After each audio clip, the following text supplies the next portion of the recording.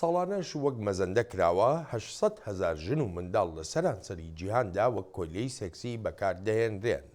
لەم چەند ساڵی ڕابردووشدا ڕێکخراوە تێرۆریستیەکانیش ئەم جۆرە کۆیلایەتیکردنیان خستۆتە خزمەتی خۆیانەوە.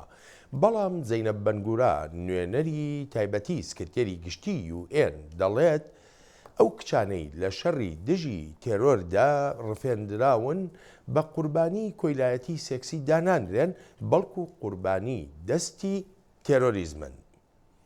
ڕۆزا حسێن نووسەر و لێکۆڵەر ڕاستەخۆ لە نەرویژەوە لەگەڵ کورد کۆنێکشنە.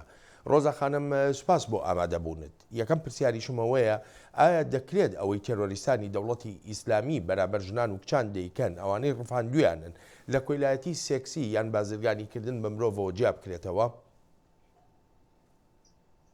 ڕاستەکەی ئەو ناکرێت بۆ شێوەیە جیا بکرێتەوە لە کۆیلایەتی سێکسی، چونکە ڕاستە نەهێشتنی تیرۆر زەمینەیەک بۆ کۆیلایەتی سێکسی کەمەکاتەوە، بەڵام لەگەڵ ئەوشە ئەمە خۆی لە خۆیان کۆیلایەتی سێکسیە، چونکە هێرشە بۆ سەر کەرامەتی کەسانێک لەسەر ئەساسی ئەو ڕوانگە کەمەی کە بۆ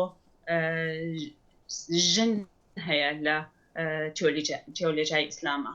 بەڵێنی بەڕای جەنابە کۆتایی هێنان بە تێرۆریزم ناکرێت وەکو دەواازەیەک بۆ کۆتایی هێنان بە کۆیلایەتی سێکسی لێک بدرێتەوە؟ قسەیتیانە کەمکردنەوە و نەهێشتنی تیرۆریزم زەمینەی سێکسوال سلێڤەری کۆیلایەتی سێکسیش کەم دەکاتەوە، بەڵام ئەمە مانایەوە نییە لە قزی کچانی یەزیدیا هەڵەیە بەو شێوەیە بڵین ئەمانە قوربانی تیرۆرن، چکە ئەمانە قوربانینی تێڕوانینێکی کەرەستەیی ناو ئاینێکن بۆ ئینسانی ژن. ئەلێرەوەیە کە کاتێک داعش کۆیلایەتی سێکسی بەرامبەر کچە یەزیدیەکان پیاداکە، هەم زۆر دۆزەکە بە جددی وەرناگیرێ، هەمیش بەڕادەیەکی زۆر بەرفراوانە چێتە پێشەوە. بەڕای جەنابە پاشخانی کامیان زیاتر کاریگەری هەیە بەسەر دیاردەی کۆیلایەتی سێکسیەوە، پاشخانێکی ئاینی یا کۆمەڵایەتی؟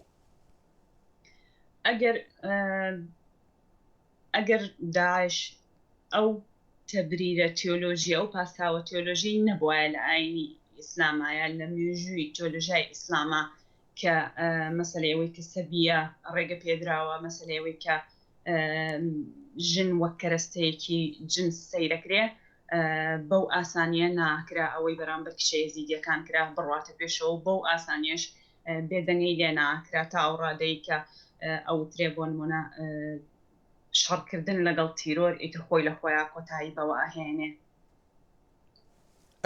ئەکرێ پێ بڵێ لەگەڵ ئەو هەموو هەوڵانەی کە دەدرێن بۆ نەهێشتنی ئەم دیاردەیە یاخو کەمکردنەوەی ئەم دیاردەیە بە ڕێژەیەکی بەرچاو، بەڵام هێشتا ئەم دیاردەیە بوونی هەیە، هۆکارەکەی بۆچی دەگەڕێنیتەوە؟ بێ لەوەش حەزەکەم بزانم چ شتێک دەبێتە هەنگاوێکی کاریگەر بۆ کەمکردنەوەی ئەم دیاردەیە لە جیهانە؟ کۆیلایەتی سێکسی چەندین جۆری هەیە، لە هەر بوارێکا و ئەبێ هەنگاوێکی جیای بۆ هەڵبگیرێ، لەوەی کە بۆ نمونە هەبوونی هەژاری و بێپارەیی لە خێزان و کەسوکاری و مناڵانەیە ئەو کچانەیە کە ئەبرێن و کۆیلایەتی سێکسیان پێوەکە کڕین و فرۆشتنیان پێواکرێ. ئەگەر دیقەتی بۆ نمونە شوێنێکی وەک سووریا بدەین، کەم نینە و کچە مناڵانەی کە لە سووریاوە ئەبرێن لە لوبنانە بۆ نمونە کڕین و فرۆشتنیان پێواکرێەوە ژمارەیەکی زۆر زۆر زیاترە لەوەی کە لە ژیانی ڕۆژانەیە لە میدیاکانەوە جۆمان لێ بێن لە نەتیجەوەی کەس و کاریان تووشی ئاوارەی و شەڕێکی زۆر بوون و ناتوانن لە ڕووی مادیەوە سەرپەرشتیان بکەن و یان بەخێویان بکەن بە معنایەکیان خۆیان بۆ ئەوەی یارمەتی خێزانەکانیان بن ئەچن پەنابەنە بەرەوەی کە قبوڵەکەن بەوەی ژیانێک سەرەتا کچێکی مناڵە بە پیاوێکی پیرەفرۆشی و دوایی ئەبرێت ئەم کڕین و فرۆشتنێک پێوەکە. بەڕای من تێکەڵکردنی قەزیەی کچانی یەزیدی لەگەڵ مەسەلەی کۆیلایەتی سێکسی ئەوانی کە تەنانەت کڕین و فرۆشتنیشیان پێواکرێ فەرقێکی زۆری هەیە، چکە ئەگەر تۆ سەیرگەی ئەوەی کچانی یەزیدی بۆ نمونە فرۆشتنەکەیان زیاتر مەبەستە سەرەکیەکە مەبەستی اقتصادەکە نییە، مەبەستی قازانجە مادیەکە نییە لێیان، ئەوەندەی مەبەستی بەکارهێنانیانە وەک کۆیلەیەکی جنس، وەک ئەوەی حەزی جنسی خۆیان مەجموعەیەک کەسی سەرسەری سەرسەری مەبەستمەکە و معنایە بەکارێنم ئەکەونەیەک و بە تەبریدێکی مۆراڵی دینیەوە دێن لە کۆمەلگایە ئەمە ئۆشتانە مەمنوعەکەن کە حەزی ئینسان بۆی ئەجوڵە بۆ نمونە پەیوەندی سێکسی بۆ نمونە تێکەڵبوونی کچ و کوڕ هەموو ئەمانە لەسەرەوە ئەڵەن مەمنوع ئەو نابێ بکرێت بەس لە ژێری شەو خۆیان هەڵەسن کاتێک کچە یەزیدیەکانیان دەستەکەوێت جوانترینەکانیان بۆ خۆیان بن و دوای ئەوانەی کە خۆیان لێیان تێر بوون بە مەعرفەی خۆیان ئەیان کەنە کۆیلەی فرۆشتن.